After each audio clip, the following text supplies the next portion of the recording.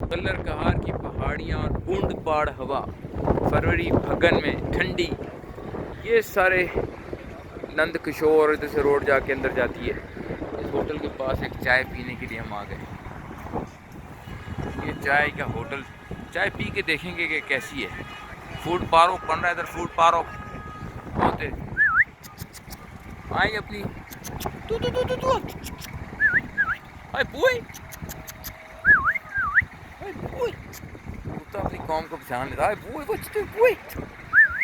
बूई उधर इधर के बुन मरा रहा है बैंड जो सर्दी में गांडू। ये बहुत ज़बरदस्त जगह पे वो अजान दे रहा है, बाथरूम टट्टी पेशाब के लिए। ये बहुत टाइट जगह है। पहचान गया कुत्ता, तुम्हारा संगी है शना पे। हाँ ये है उस्ताद, तो टाइट है, समझ गया है। कुत्ती है, कुत्ता है, कुत्ता है, कुत्ती है।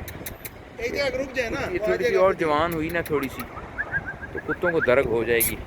और ये गई फिर, अभी कुमारी है और किसी कुत्ते को पता चल जाएगा, वो कहेगा यमंगा बैंड ओवर। अभी दुम हिला रही, फिर दुम नीचे करके दौड़ रही होगी जिस दिन लोड़े लगे।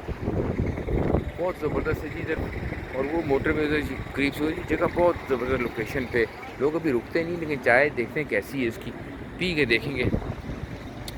शायद अच्छी चाय बनी है, लेकिन ये कलर कहार यहाँ से हज़ारों दफ़ा गुज़रता हूँ।